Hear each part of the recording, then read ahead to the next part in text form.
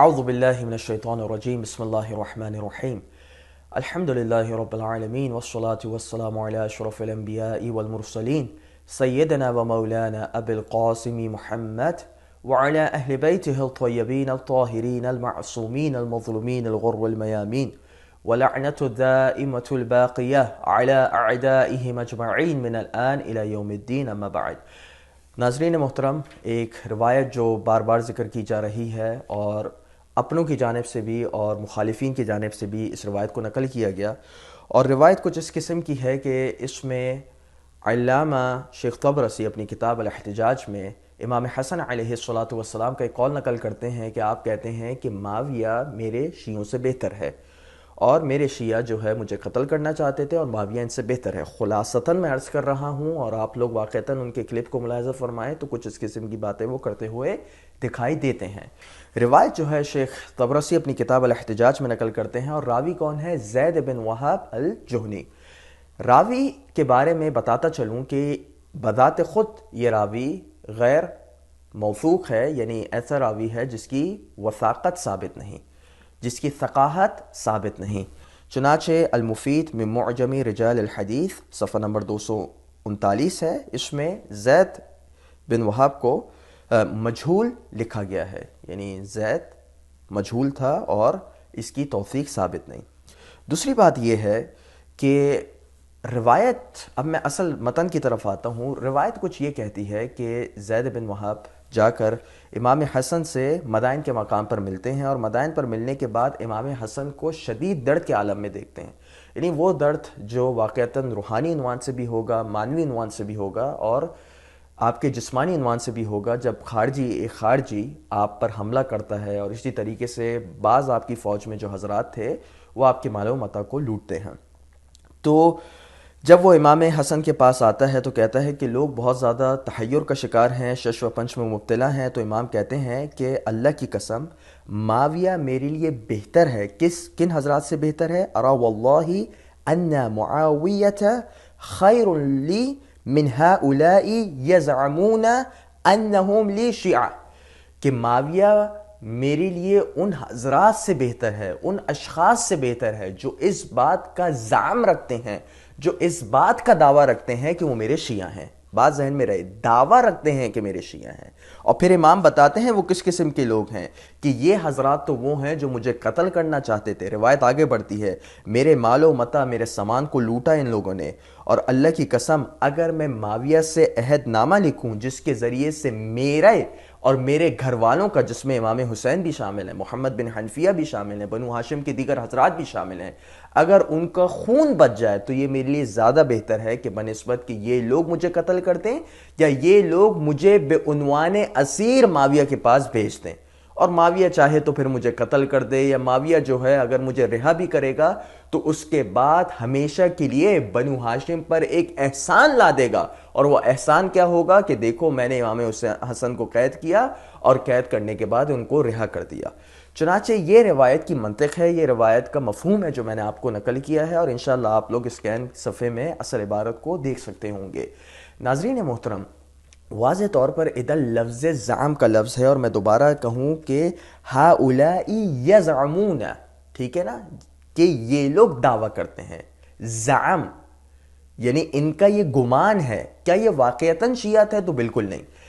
لفظ شیعہ کے بارے میں آپ جان لیجئے کہ شیعہ اس زمانے میں بے عنوان عام اور بے عنوان اخص دونوں طریقوں سے استعمال ہوتا تھا. یعنی ایک عام مفہوم تھا، عام مفہوم یہ تھا ہر وہ شخص جو معاویہ کے خلاف لڑ رہا ہے یا جو امیر المومنین یا امام حسن کی فوج میں تھا، چاہے وہ ماقبل خلفاء کو برحق بھی سمجھتا ہو، وہ شیعہ کہلاتا تھا. یہ بے عنوان عام تھا. اور بے عنوان اخص فقط اور فقط وہ شیعہ کہلائے جاتے تھے جو واقعتاً امام اور ائمہ علیہم السلام کو مفترض الطاعت سمجھتے تھے، ان کو معصوم سمجھتے تھے، اور ان کی اطاعت کو مطلق واجب سمجھتے تھے. ایسے اشخاص کو بے عنوان اخص، جو آج کل شیعہ موجود ہیں، بے عنوان اخص اس عنوان سے شیعہ کہا جاتا تھا. تو یہ بات آپ لوگ کے لیے کلیئر ہو گئی. پہلی بات یہ ہے کہ ادھر لفظ زعم آیا ہے. زعم کے مطلب ہے یہ گمان کرتے ہیں، حقیقت میں ایسے نہیں. زعم کا لفظ بتا رہا ہے کہ حقیقت اس کے بالکل برخلاف ہے، اور اگر آپ لوگ کو میری بات پر یقین نہ آئے اور میرے ترجمے پر آپ کو اطمینان نہ ہو تو آئیے سورہ جمعہ ہمارے سامنے ہے، اور سورہ جمعہ کی آیت نمبر 6 میں خداوند متعال کا ارشاد ہے کہ قل یا ایھا الذین ہادو، کہ اے یہودیوں، ان زعمتم، اگر تمہارا زعم ہے، تمہارا گمان ہے، انکم اولیاء للہ من دون الناس، کہ تم لوگ باقی لوگوں کو چھوڑ کے خداوند متعال کے خاص چاہنے والے ہو، خداوند متعال کے خاص دوست ہو، فتمنوا الموت ان کنتم صادقین، تم موت کی تمنا کرو اگر واقعتاً تم سچے ہو۔ پھر آتا ہے وَلَا يَتَمَنَّوْنَهُ أَبَدًا بِمَا قَدَّمَتْ أَيْدِيهِمْ وَاللَّهُ عَلِيمٌ بِالظَّالِمِينَ۔ جمعے میں سورہ جمعے کو آپ لوگ جمعے کو پڑھتے ہیں اور ملاحظہ فرماتے ہیں۔ اب واضح طور پہ دیکھا جا سکتا ہے کہ ادھر یہودیوں کے بارے میں کہا گیا کہ اگر تمہارا زعم ہے کہ تم خداوند متعال کے اولیاء میں سے ہو تو کیا واقعتاً یہودی خداوند متعال کے اولیاء میں سے تھے؟ تو کہا جائے گا نہیں تھے۔ اس وجہ سے خداوند متعال نے لفظ زعم کا لفظ استعمال کیا ہے۔ زعم یعنی تمہارا گمان ہے اور حقیقت اس کے بالکل برخلاف ہے، اور یہی منطق امام حسن استعمال کر رہے ہیں کہ دیکھو میرے شیعہ برے نہیں ہیں، اور میرے شیعہ جو واقعتاً حقیقی ہیں اور جو واقعتاً مجھ پر اپنی جانوں کو چھڑکتے ہیں وہ کوئی اور ہیں، اور کچھ ایسے لوگ ہیں جو میری فوج میں شامل ہو گئے اور جو اپنے آپ کو شیعہ کہلاتے ہیں وہ کوئی اور ہیں۔ تو ناظرین انشاءاللہ یہ چیز آپ کے لیے واضح ہو گئی ہوگی، اور خود لفظ شیعہ جس کا میں نے ترجمہ کیا کہ ایک عام معنوں میں استعمال ہوتا ہے اور ایک اخص معنوں میں استعمال ہوتا ہے، تو یہی بات تقریباً تہذیب و تہذیب جلد نمبر 1 صفحہ نمبر 81 پہ علامہ ابن حجر بھی کہتے ہیں فالتشیع فی عرف المتقدمین هو اعتقاد تفضیل علی علی عثمان وان علی کان مصیبا فی حروبہ، کہ متقدمین کی نگاہوں میں یعنی اس زمانے میں جب لفظ شیعہ کا استعمال کیا جاتا تھا تو اس سے مراد کیا ہوتی تھی کہ امیر المومنین عثمان سے افضل ہیں، اور امیر المومنین اپنی جنگوں میں جو انہوں نے مخالفین کے ساتھ لڑی اس میں آپ صحیح تھے اور آپ کے مخالفین غلطی پر تھے، مع تقدیم الشیخین وتفضیلہما، اور ہاں اس زمانے کے جو شیعہ کہلانے والے تھے وہ شیخین کو بہرار امیر المومنین سے افضل سمجھتے تھے اور ان کو خلافت کا زیادہ اہل سمجھتے تھے اور ان کو تقدم دیا کرتے تھے۔ تو اب ذہن میں رکھیے آپ لوگ کہ یہاں پر واضح طور پہ تشیع کا مفہوم اس زمانے میں واضح ہو گیا، جو ایک عام معنوں میں استعمال ہوتا تھا، اس میں ہر وہ شخص شیعہ تھا جو شیخین کی خلافت کو برحق سمجھے، ہاں امیر المومنین کو نہیں ممکن ہو کہ عثمان پر فوقیت دے، یا امیر المومنین کو ان کی جنگوں میں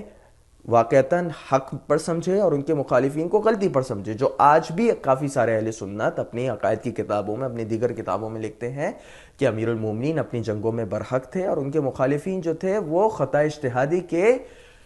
مرتکب تھے۔ چنانچہ